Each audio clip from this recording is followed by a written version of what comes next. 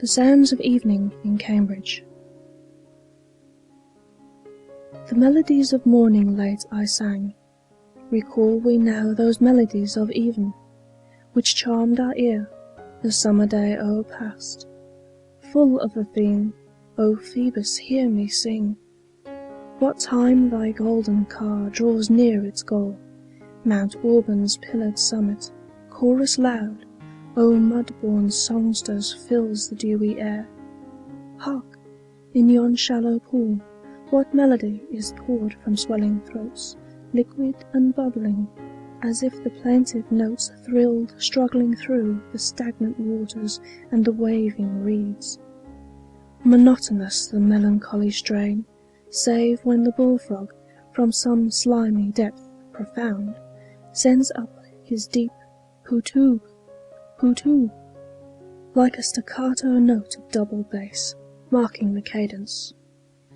The unwearied crickets fill up the harmony, and the whippoorwill his mournful solo sings among the willows. The tree-toad's pleasant trilling croak proclaims a coming rain, a welcome evil sure, when streets are one long ash heap, and the flowers, fainting or crisp in sun-baked borders stand. Mount Auburn's gate is closed, the latest bus down Brattle Street goes rumbling. Labourers hie home by twos and threes, homeliest phizzes, voices high-pitched and tongues with tell-tale brrr. The short-stemmed pipe, diffusing odours vile, garments of comic and misfitting make, and steps which tend to Curran's door, a man ignoble, yet quite worthy of the name, of Philpot Curran, all proclaim the race adopted by Columbia, grumblingly, when their stepmother country casts them off. Here with a creaking barrow, piled with tools, keen as the wit that wields them, hurries by a man of different stamp.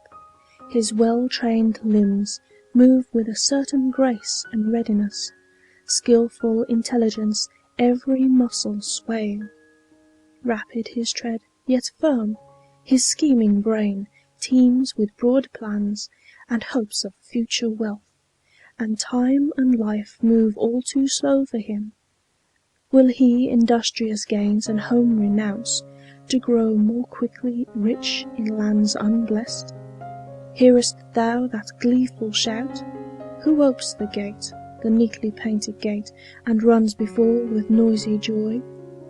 Now from the trellised door toddles another bright-haired boy, and now captive they lead the father, strong their grasp, he cannot break away.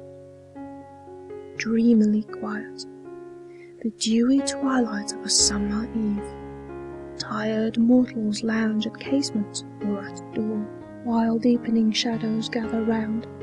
No lamp save in yon shop, whose sable minister his evening customers attends. Anon, with squeaking bucket on his arm, emerges the errand boy, slow marching to the tune of Uncle Ned or Norma, whistle shrill. Hark! Heard you not against the window pane the dash of horny skull in mad career, and a loud buzz of terror? He'll be in, this horrid beetle, yes, and in my hair. Close all the blinds. 'Tis dismal, but 'tis safe. Listen, methought I heard delicious music, faint and afar. Pray, is the boat club out? Do the Pierian minstrels meet to-night, or chime the bells of Boston or the port? Nearer now, nearer. Ah, bloodthirsty villain, is it you? Too late I closed the blind. Alas! List, there's another trump. There, two of 'em. Two? A quintet at least. Mosquito chorus. Ah, ah, my cheek! And oh, again, my eyelid! I gave myself a stunning cuff on the ear, and all in vain. Flap we our handkerchief, flap, flap, a smash. Quick, quick, bring in a lamp. I've switched a flower vase from the shelf. Ah me! Splash on my head and then upon my feet. The water poured. I'm drowned. My slippers full. My dicky. Ah, 'tis cruel. Flowers are nonsense. I'd have them amaranths all, or made of paper. Here, wring my neckcloth, and rub down my hair. Now Mr. Brackett, punctual man, is ringing the curfew bell. 'Tis 9 o'clock already. 'Tis early bedtime, yet methinks 'twere a joy on mattress cool to stretch supine. At midnight, were it winter, I were less fatigued, less sleepy. Sleep! I invoke thee, comfortable bird, that broodest o'er the troubled waves of life, and hushest them to peace. All hail the man who first invented bed! O wondrous soft, this pillow to my weary head! Right soon my dizzy thoughts shall o'er the brink of sleep fall into chaos and be lost. I dream. Now comes mine enemy, not silently, but with insulting and defiant warning.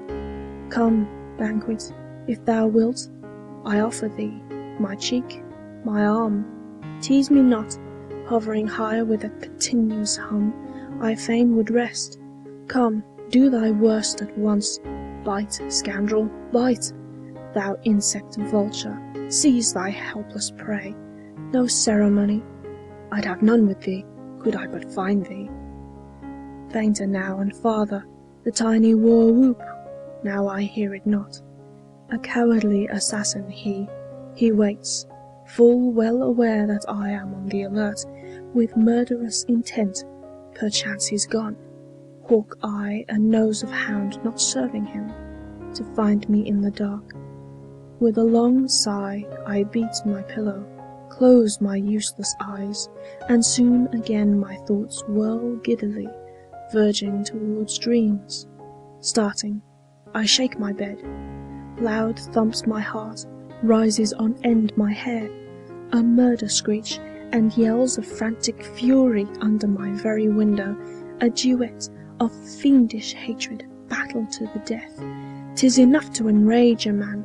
Missile I seize, not caring what, and with a savage scat that scrapes my throat let drive. I would it were a millstone. Swiftly through the garden beds, and o'er the fence on either side they fly. I to my couch return, but not to sleep. Weary I toss, and think 'tis almost dawn. So still the streets, but now the latest train, whistling melodiously, comes in. The tramp of feet and hum of voices echo far in the still night air.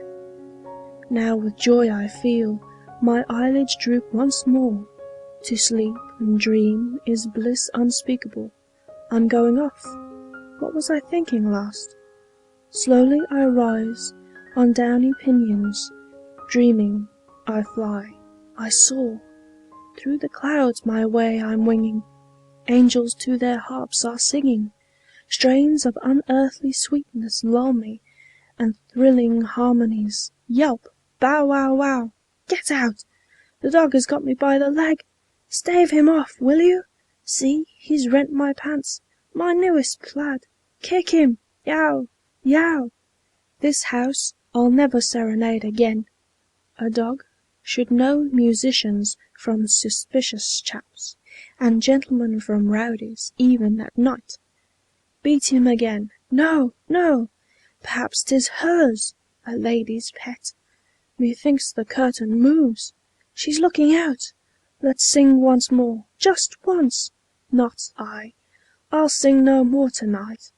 And steps, limping unequally, and grumbling voice, pass round the corner and are heard no more. End of The Sounds of Evening in Cambridge.